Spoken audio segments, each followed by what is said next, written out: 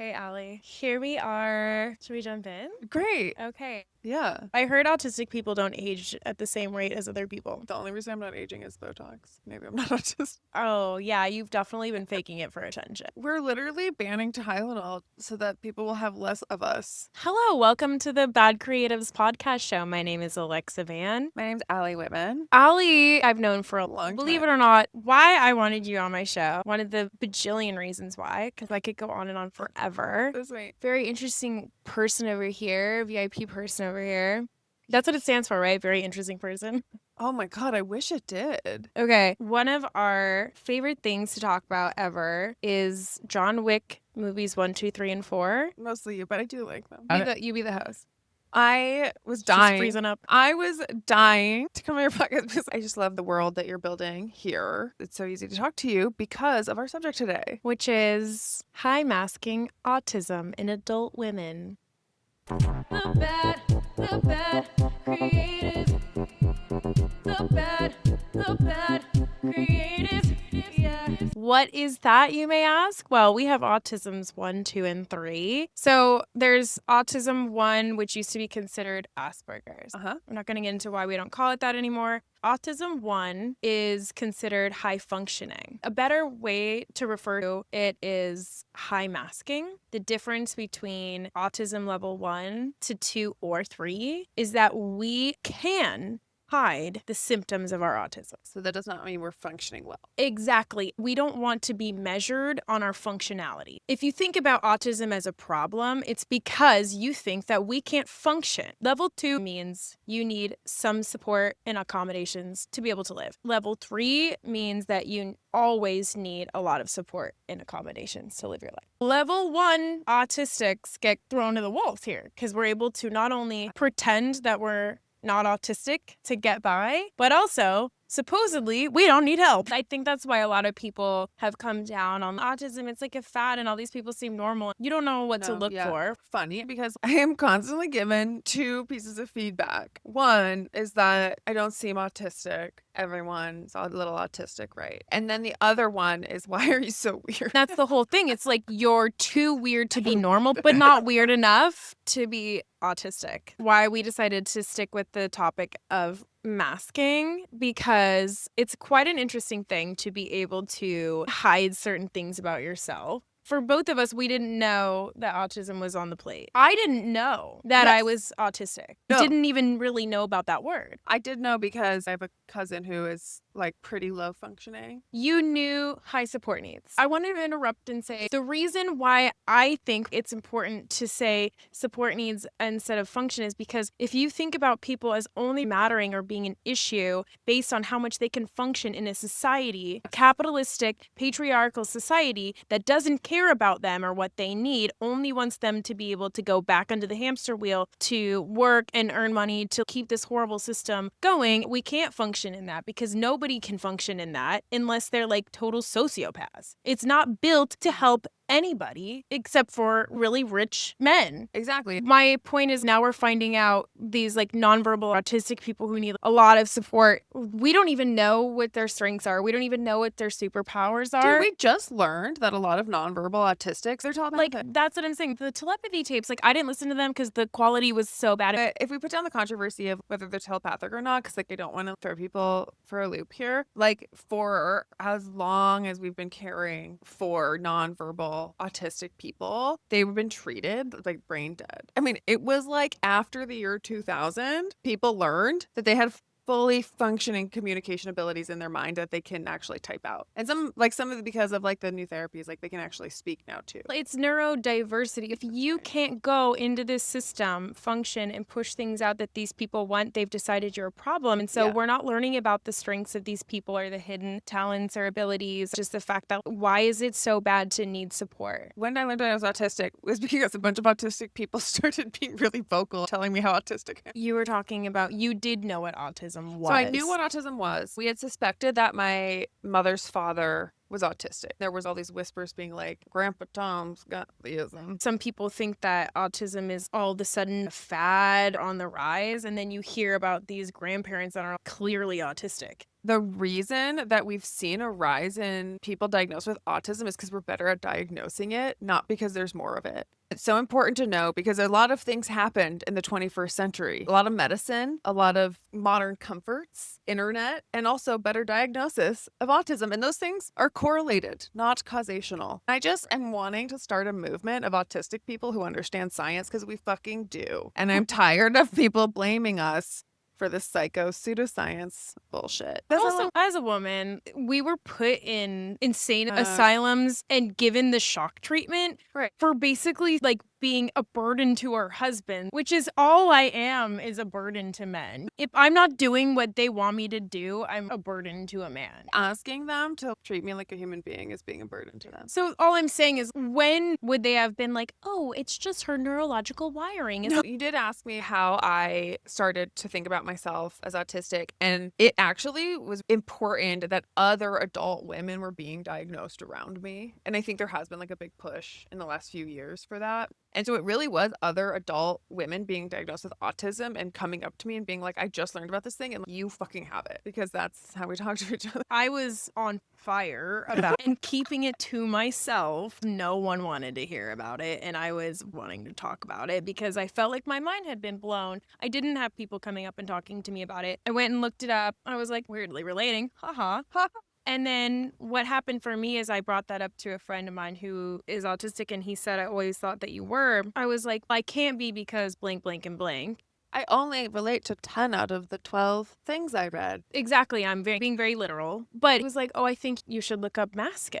And I was like, what's masking? And he sent me some stuff on it, and I felt so attacked. I had a really hard time with the masking stuff, and that is actually why I put it down. I put it down and I pushed it all away. Why was it attacking? I thought that my natural personality was a mental illness or a flaw. I thought that my natural normal self was something wrong with me, and that my mask was the good part of me. I really relate to that. So when I was thinking about my mask, it was really hard because it was basically like having to admit that this part of myself that I worked so hard to fix was not broken. Interesting. And it destroyed me. Was there any part of you that was like, I love having an answer? Not yet. I had both simultaneously. It took me another year, I think, of struggling to finally look back into how it presents in women. Yeah. And I looked at how it presented in women and I cried. This answers everything I've reached so hard to answer. Then never gotten the right answer. The masking piece was still really confusing for me. At this time, I was realizing how I was in Joshua Tree. And so I wasn't really around people very much. So I didn't really need to mask much. I was able to just take it in and really learn. I just went into some wormholes and learned. And then I started hanging out with you. What you're saying is really interesting because when we started hanging out more, I was already identifying quite a lot as autistic and was pretty comfortable with that at that point. But I didn't feel the urge to go up to you and be like, I think you have this thing. And I'm looking back now and thinking how much more you were masking back then compared to now. We have a really non-judgmental flow in our friendship where we can be apart for a long time. But I'll see you every few months and be like, you're more Alexa now than you were last time I saw you. We started hanging out in a weird way, which is not a surprise because looking back, I've ended up gravitating towards people who it's situational. We're put together in a space for long enough to where we become friends. Mm-hmm. Almost just, I need to be around you for a really long time. Or you're an extrovert and you just wouldn't. Latch on. You adopted me. We were acquaintances for 6 years. Aly invited me to stay with her when I was living in Joshua Tree when I'd come up to LA. And so we were in your house. We're chilling. You're not out to like dinner or lunch or anything like that. And I'd say something. You would respond with, wow, I can't believe you just said that. I always think that and I don't say that. Or, Oh, that's so nice. I think it was just the things that we're really thinking. Yeah. And we just say it out loud, but we had learned not to say that around other friends. I know what you're talking about. I see how much I've begun to mask less because it doesn't seem as novel now. Spending time with you, I could just feel a lightness afterwards that I was not used to feeling. And I like spending time with friends and doing things. I host dinner parties, I host parties. But there was a point at which I need to go lay down. And that's the thing about masking too, is you think, I only mask at work or I'm only going to become overstimulated from things I didn't like. But that's not how it goes. I also get overstimulated doing things I really like, and I burn out from doing things I love. All the time? Yeah, no, everything makes me tired. Tired isn't even like the word I want to describe. It was just like it was the first time I could really tell I was masking.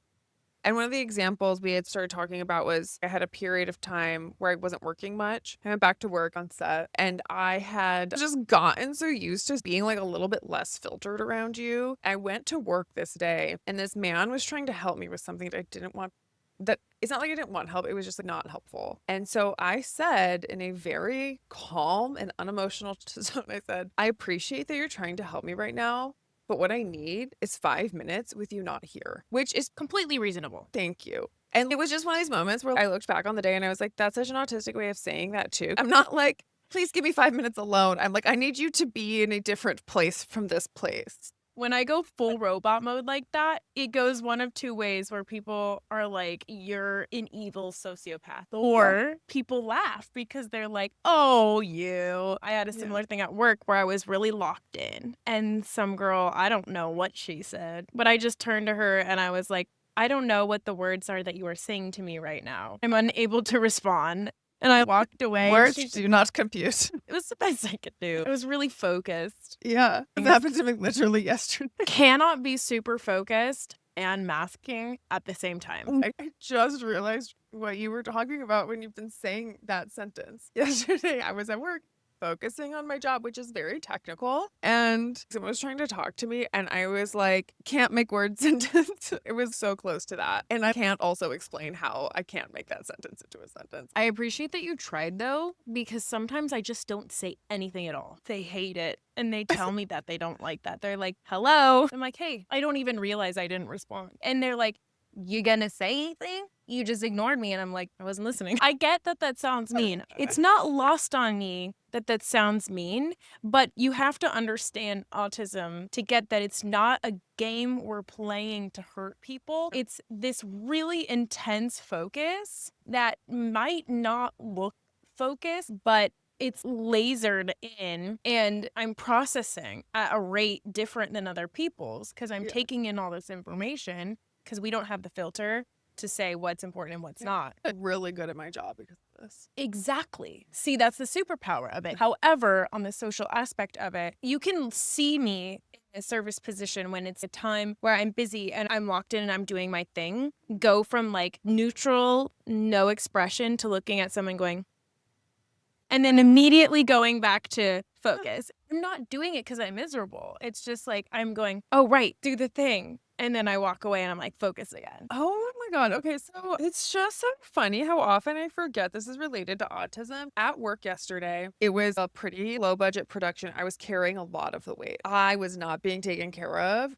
in my position the way I needed to be. And in fact, had to take care of other people, which is like really not my effing job. In this day, I just had a lot going on. And it occurred to me at one point in the day that people started to think I had an attitude. So I was walking around this house doing all my jobs. I just was like, just have a soft smile on your face all the time. That does not look happy to me. That's scarier. No, I'm sure it was terrifying. People definitely stopped thinking I had an attitude, though. It worked enough, which is crazy. But I didn't think of that as masking until right now. Because you have to stop what you're doing and go, let me think about what other people need to feel comfortable. Even though nobody is helping me carry the weight of all of this and I am very uncomfortable, let me go out of my way even more and smile so they feel a little bit better about the fact that they're making me carry all this weight. And I am freelance. So much of my job is reliant on other people liking me. Oh, that's the biggest piece of masking. Masking is not just being polite and doing your job. No, because the thing is, I was not being rude at any point, and I was also not terribly unhappy. But because other people could not perceive me as being happy, they were unhappy with me. And I think as any woman in any job is probably like, well, I have to do that too. And That actually is true, yeah. That's 100% true. A lot of women who are very successful and they get a lot, oh, she's like a bitch or she's cold or she's whatever.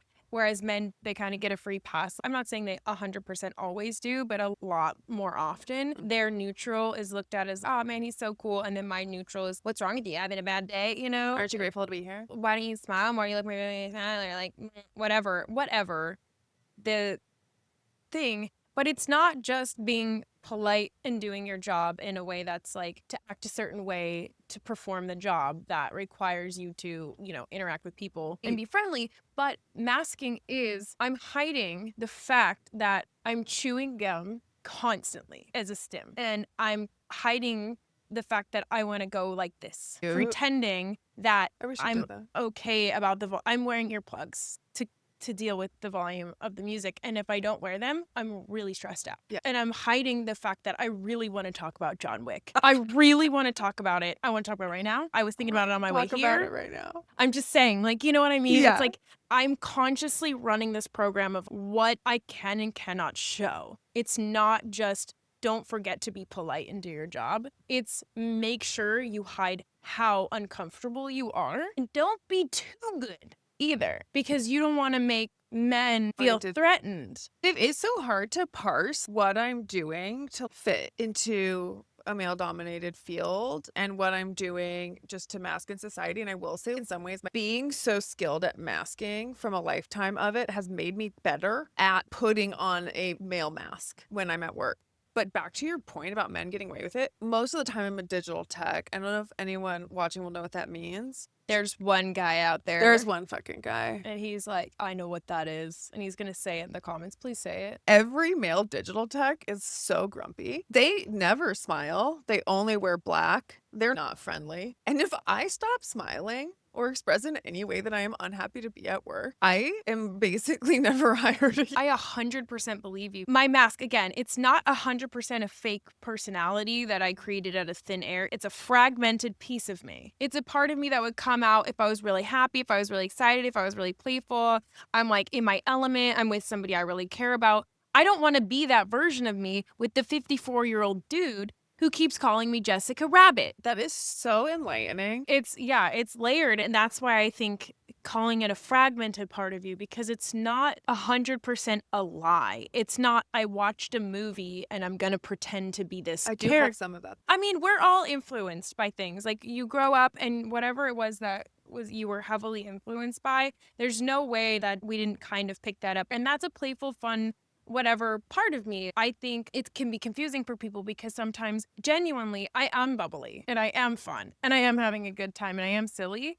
And then I go back into this other part of me that's just neutral, reserved. It doesn't mean both of those feel okay to me. I would say my most normal, neutral personality that I thought was a personality flaw is just that normal, neutral, unattached. And then I light up when something excites me and then it goes back down instead of just being able to be that, which is more sustainable. I'm trying to constantly reach for that lit up part because I've learned through survival that people respond really well to that version of me. And I think more importantly, people respond not well to neutral. If you get told all the time, every day, even though you think you're being normal, that you're rude and you make people uncomfortable, you're gonna try to act different. I mask the other way a lot. Toning down. Yeah, I tone down a lot. Yeah. I'm pretty unhinged, but not all the time. Anyway, it goes both ways. That's a really good point though, is I forgot about that element of it. Yeah, to find this middle. Because you get hyper and you get excited and you're like, bring it back down. I'm like, also people don't like that. Be cool. But that's the thing, fragmented piece. Yeah, it's just that I gotta find that nice 3 drinks in for everybody else. Yeah, so my go-to survival is typically what I described. It's a little more flirtier, it's more playful, because that was what I learned early on is going to get me through the day. And for you, it sounds like something a little different became your forward-facing mask. Doesn't mean we couldn't do something else if we assess the situation and realize something else was necessary. Totally. We just have our go-to one. I know that this sounds like we're manipulative, fake chameleon people, but it's really more your fault than ours because I would love to be. I would love so much to just do whatever. I would just love to be able to just not have to think about it. But every single day of your life, when you get criticized for just being what you think is normal, it's going to affect you. Yeah. And wait, I'm so on the verge of having the best. We're going to wrap all of these things up in one bow. Give it to me. Okay. So yesterday I'm at work, a great day at work. One of my favorite photographers work for. Everyone's really nice. It's a female company. Everyone's awesome. But I have to mask. The superpower of having masked my whole life is that I am always bringing in the information and analyzing how people are perceiving me in order to fit that, which means I can manipulate people into liking me, not in a psychotic way. I just want a job. Great day at work. On paper, I get in my car. I feel so low on my way home. I feel like there is a sinkhole and it goes down to my belly button and I just have to live at the bottom of my belly. I feel so shit afterwards. I would really like to know from all the people watching, if you're not autistic and you're a woman who has to some degree change your personality at work, how shitty do you feel afterwards? I'm curious about that too, and I've wondered about it a lot over the years, especially before I knew about masking, about autism, about why on my first day off from work, I feel like there's something like horribly wrong with me. The low I would sink to, I was barely hanging on by a thread. Why am I so different? I want to touch back on something we talked about a few minutes ago about whether this is an imaginary personality we put on. I'm sober. 10 years ago, I was drinking a lot and using drugs to be okay. Because I was uncomfortable all the fucking time from this shit, right? Then I get sober and also start spending time with people who are not like total deadbeats in normal society. I'm like, how do I do this? I would look at people I liked and be like, I like that personality trait and I'm going to adopt it. I'm going to bring that in. This was one of the ways I looked back when I started learning about autism. I did not like intuit my way into a personality. I built it with a brain. There are parts of me that go back from before that, for sure. I changed my voice, for instance.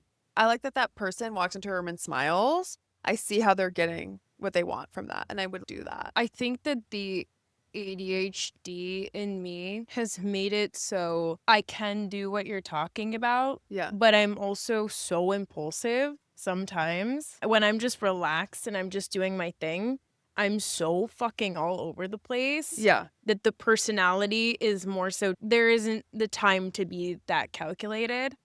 And so that's there, but what blew my mind about what you said is I'm trying to think back, what is our most authentic personality? Everybody's influenced. It's not just us. No. When I'm trying to remember my most authentic personality, I was really quiet growing up. Oh, I didn't say anything. I didn't talk for a long time. I just thought a lot. I was in my head. Really cute. Thinking. I was very quiet. And then I would say things and people would laugh. I didn't know why, but I realized I was funny. Love getting a laugh. I like when people laugh. Yeah, it feels love good. it. But I wasn't trying to be funny. Do you see what I'm saying? Yes. They were laughing because I was saying something that was so real for me, but it's like somehow funny. I have that too. It's what's the autistic guy on The Big Bang Theory? Sheldon. It's like Sheldon syndrome. I never watched that. It might be worth watching an episode. He was one of the first autistic characters. I know, like, but one of the reasons people felt like it was really problematic is because he had this magic pixie dream girl autism of being, I'm going to say a funny autistic thing. Ha ha ha. Laugh track, which is real. I'm saying something that's true and authentic to me and it makes people laugh. And I love the laugh. Don't get me wrong, but I'm not making a joke. I just know it's going to be funny to them because they're not on the same page. I really Yeah, am same. still wondering, and I would like someone to answer me. We laugh, and then I'm still wondering, though. Yeah. I'm so grateful for ChatGPT. Oh, it's very helpful. Because I just been Googling things. Yeah, and Google's gone way downhill. It's gone really hard to get answers on that thing. Sponsored ads. No, but this is very interesting, and I think there's so much nuance to it all. I remember when I was a teenager and I first started realizing that I was really lonely. I noticed my voice change into a higher pitched voice, and I couldn't come back to this normal one. I got stuck in the mask, and I started to notice, I could consciously see where I was like, I don't always talk like this, but I'm nervous and I don't know how to go back. When I thought that I had achieved this really great, really fun personality, which I now see was finding which fragmented part of myself people responded the best to. It had a 2000s kind of Paris Hilton, So cute. kind of voice. I'm from a place where people do kind of just talk like that, so that's also my natural accent a little bit already. I leaned into it pretty hard. Do you still get confused sometimes about whether you're masking or not. Sometimes I'm not sure. And I don't really know until the end of the day or I leave a situation. You know how you were talking about when you leave work and you feel like you've sunk into a hole? For me, I leave and I feel that sink, but I also feel anxiety trickles in and I just go, wait, what the fuck just happened? It's so weird. It's like I'm so like in the moment doing all this stuff and then I leave and it's stuck on me and I feel like I need to get it off and I don't know what the hell is going on. I'm also just really sensitive, but when you were describing it, I think about like I can leave a place and instead of immediately crashing, I'm wired. It's like there's like a residual. Yeah. And there is something for me sort of fun at times about winning the game of masking. It's like a video game about being like, You're performing. yeah, I'm performing. And who doesn't like it when people are responding well and you're making people. And it's like a puzzle too. Like on top of that, Yeah. I get to satisfy that puzzle itch. I guess I would say the flip side of that is that lonely hollowness inside of, but what about all these other parts of me that are really wanting to come out? I also drank and didn't really have to think about that. But I remember when I got sober, I couldn't mask because I didn't know how to do it. That's what I'm saying. That's why when I got sober, I had to build a mask. Yeah. Wait, someone else's skin on your face? It just seemed like an appropriate metaphor. I was like, wait, is that what you meant? Okay. Well, I sewed a mask together from other people's does. personalities. it works. Your mission here is to help people find a creative pathway that feels intuitive and comfortable. What I found out is that I had this superpower that made it so that I could keep getting work in my field because I'm good at the thing I do for work. It ended up being like golden handcuffs, right? I was good at the thing I do. It helped me make people like me. I do well on set because the rules are very clear. The social rules are very clear. There's really like a set number of things, like a drop down menu of things like interactions you can have, and I can choose from like my answers. Scanning. But that like just because I had those things made me sort of accidentally trip into a career that doesn't feel fulfilling to me and isn't intuitive or good to me, even though Masked your career. I masked my career. It's confusing because it pays pretty well, especially compared to most of the women in my life. It pays me really well, and it's highly coveted. So many people wish they had my job, Which makes it harder to let go. Oh, and also Yeah. it gets confusing, right? It's like, why don't I want this? And it's enough to do something because you want to do it, and it's enough to not do something because you don't want to do it. Yes.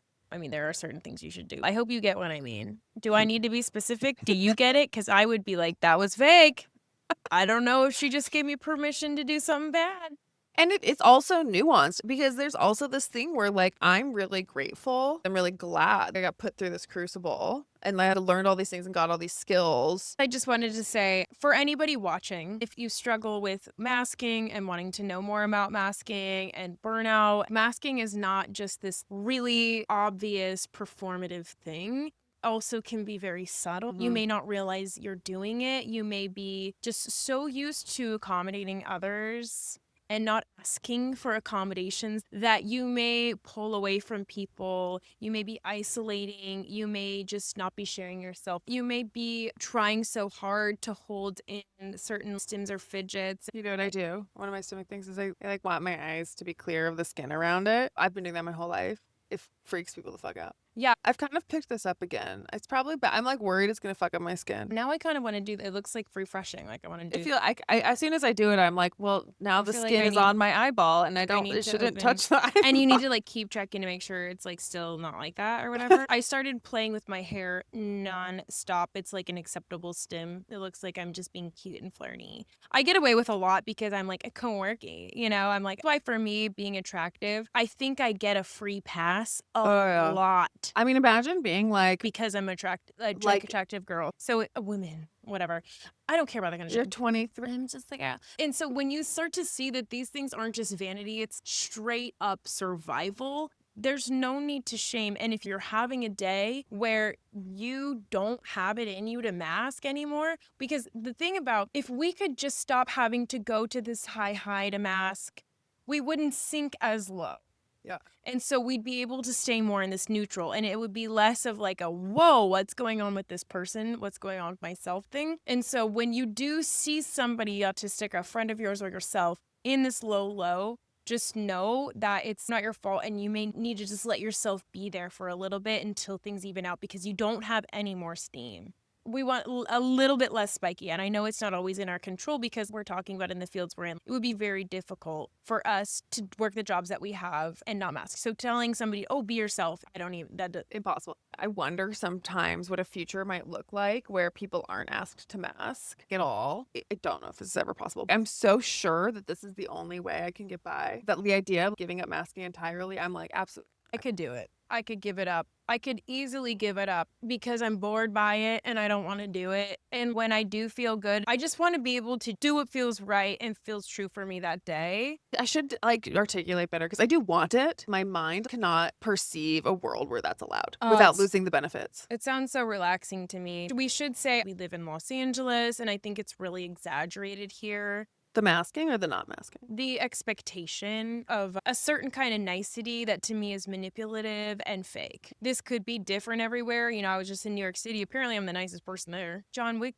he lives there. He's not nice. He's kind. He is kind. What do you mean he's not nice? Don't say that about him. I just mean he's not trying to be friendly to all the people. Yeah, he's not nice, but he's like a good person. He's a very good person. My take on Los Angeles is actually that the reason I moved here and could not leave is I'd lived in a lot of other places and I seem the least weird here. 100%. People are more forgiving about being weird and they don't care as much depending on which part of LA you live in. But I am talking in the service industry, in the land of actors and performers. Yes. Really good service here, not at the bar I work at, but you get really good service here at a lot of places. Lots of places. They're very smiley. Yeah. And they're hot. So hot. Unbelievably hot. Right. Okay, we need to close this up. Oh, I could want to go on forever. The bad creative.